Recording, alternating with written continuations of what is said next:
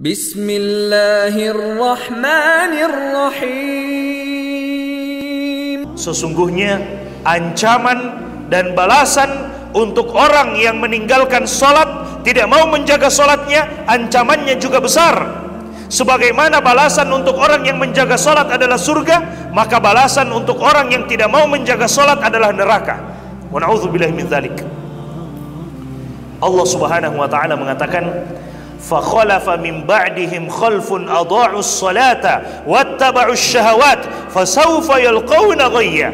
Kata Allah Subhanahu wa taala setelah menyebutkan para nabi yang mulia di dalam surat Maryam, Allah Subhanahu wa taala kemudian mengatakan setelah para nabi tersebut datanglah satu kaum yang datang setelah para nabi. Apa ciri-ciri mereka? Allah Subhanahu wa taala katakan adha'us salah, mereka suka menyia-nyiakan salat, mereka suka meninggalkan salat, mereka tidak mau memperhatikan salat, mereka anggap salat ini hanyalah main-main, mereka anggap salat itu tidak lebih penting daripada gaji dan penghasilannya. Wattaba'us syahawat, dan mereka lebih mementingkan apa yang diinginkan oleh hawa nafsunya. Kata Allah Subhanahu wa taala, fasawfa yalqawna ghayya, maka mereka kelak akan mendapatkan kesesatan dalam hidupnya. Mereka akan mendapatkan kesesatan dalam hidupnya, dan siapa yang sesat maka janjinya adalah neraka. Wa na'udzubillahi min dzalik. Mereka akan mendapatkan kesesatan, tidak tahu arah. Mereka akan mendapatkan kesesatan dalam hidupnya, meskipun mungkin gajinya berlimpah, penghasilannya berlimpah, tapi tidak ada keberkahan di dalamnya. Mereka tidak akan rasakan keberkahan di dalamnya. Kenapa? Salat mereka tinggalkan. Allah Subhanahu wa taala katakan, "Famanittaba'a hudaya fala yadhillu wa la yashqa." Siapa yang mau mengikuti petunjuk hidayahku, maka dia tidak akan tersesat dan dia tidak akan menderita. Kata Allah Subhanahu wa taala, "Wa man a'radu an dzikri." Tapi siapa yang mau berpaling dari peringatanku, siapa yang mau berpaling dari Allah Subhanahu wa taala, fa inna lahu ma'isyatan dongka, maka baginya kehidupan yang sempit. Wa nahsyuruhu yaumal qiyamati a'ma, dan dia akan dibangkitkan pada hari kiamat dalam keadaan buta. Padahal dulu di dunia dia bisa melihat, tapi di hari kiamat dia dibangkitkan dalam keadaan buta. Maka orang ini mengatakan, qala rabbi lima hasyartani a'ma wa qad kuntu basira. Wahai Allah, kenapa engkau bangkitkan aku dalam keadaan buta, sementara dulu di dunia aku bisa melihat?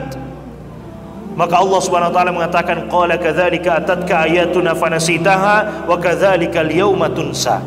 Demikianlah dahulu telah datang ajakan-ajakan kami, telah datang ayat-ayat, telah kami turunkan ayat-ayat untuk mengajak kita beribadah kepada Allah.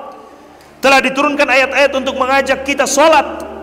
Telah diturunkan ayat-ayat untuk memberikan ancaman bagi orang yang meninggalkan salat. Kata Allah Subhanahu wa taala, fanasitaha, tapi engkau melupakannya. Maka apa balasannya? Wa kadzalikal yauma tunsa, maka pada hari ini pun engkau dilupakan. Maka pada hari ini pun engkau dilupakan. Jemaah sekalian, ketika kita meninggalkan Allah, ketika kita tidak mau sholat, padahal sholat itu adalah bentuk kita ingat kepada Allah Subhanahu wa ta'ala. Ketika azan dikumandangkan, hayya 'alas shalah, ayo kita mendirikan sholat. Hayya 'alal falah, ayo kita menuju kepada kemenangan. Kemudian kita lupa dengan Allah, kita tidak mau ingat dengan Allah Subhanahu wa ta'ala. Kelak balasannya pada hari kiamat, Allah juga akan melupakan kita. Wa na'udzubillahi min dzalik. Allah akan melupakan kita karena kita di dunia melupakan Allah Subhanahu wa ta'ala. Balasannya al jaza'u min jinsil amal, balasan sesuai dengan apa yang kita lakukan. Kalau kita lakukan baik, maka kita akan dapatkan baiknya, balasan yang baik. Kalau kita lakukan buruk, maka kita akan dapatkan balasan buruknya. Kita meninggalkan sholat, maka balasannya Allah juga akan meninggalkan kita. Kita menjaga sholat, maka balasannya juga Allah akan menjaga kita. Jamaah sekalian yang dimuliakan oleh Allah Subhanahu wa ta'ala. Kemudian Allah Subhanahu wa ta'ala berfirman di dalam Al-Quran, menceritakan tentang orang-orang kafir yang dilemparkan ke dalam neraka. Setelah mereka dilemparkan ke dalam neraka, Allah Subhanahu wa ta'ala kemudian bertanya, ma salakakum fi saqar, wahai penduduk neraka, apa yang menyebabkan kalian dilemparkan ke dalam neraka saqar? Maka mereka menjawab, qalu lam naku minal musallin. Mereka mengatakan, karena dulu di dunia kami tidak termasuk orang yang menjaga sholat. Karena dulu di dunia kami tidak termasuk orang yang suka menjaga solat.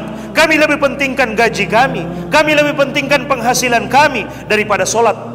Hubungan kita dengan Allah Subhanahu wa ta'ala, berapa gaji kita, itu pemberian dari Allah Subhanahu wa ta'ala. Dan Allah Subhanahu wa ta'ala mampu memberikan sesuatu yang lebih besar daripada itu. Tapi kadang kita lupa, Allah sudah memberikan gaji kepada kita, Allah sudah memberikan penghasilan kepada kita, lalu kita lupa dengan yang memberikan itu. Kita lupa dengan Allah Subhanahu wa ta'ala yang memberikan itu kepada kita semuanya. Bapak Ibu jemaah sekalian yang dimuliakan oleh Allah Subhanahu wa ta'ala, persoalan sholat ini adalah persoalan yang sangat besar. Persoalan yang pertama kali akan dihisap oleh Allah Subhanahu wa ta'ala antara kita sebagai seorang hamba dengan Allah Subhanahu wa ta'ala. Hak Allah yang pertama kali akan dihisap, dihitung nanti pada hari kiamat adalah solat kita. Awwalu ma yuhasabu bihil abd as-salah. Yang pertama kali dihisap dari seorang hamba adalah solatnya. Hubungan kita sesama manusia yang pertama kali dihisap adalah persoalan harta, persoalan darah. Kalau ada orang yang menumpahkan darah dengan seenaknya, tanpa hak, tanpa cara yang hak.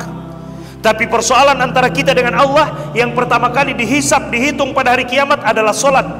Kata Nabi SAW, "Idza saluhat, saluha sairu amalihi." Jika solat kita baik, maka amalan-amalan yang lainnya juga akan ikut menjadi baik.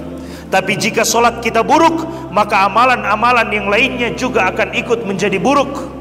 Karena solat dapat mencegah kita dari perbuatan yang keji dan perbuatan yang buruk. Inna sholata tanha 'anil fahsya'i wal munkar. Sesungguhnya solat ini dapat mencegah kita dari sesuatu yang buruk. Kalaupun kita terjatuh, maka dengan solat itu kita akan dibuat bisa kembali kepada Allah Subhanahu wa ta'ala, bisa langsung bertaubat kepada Allah Subhanahu wa ta'ala. Kenapa? Karena kita menjaga solat kita.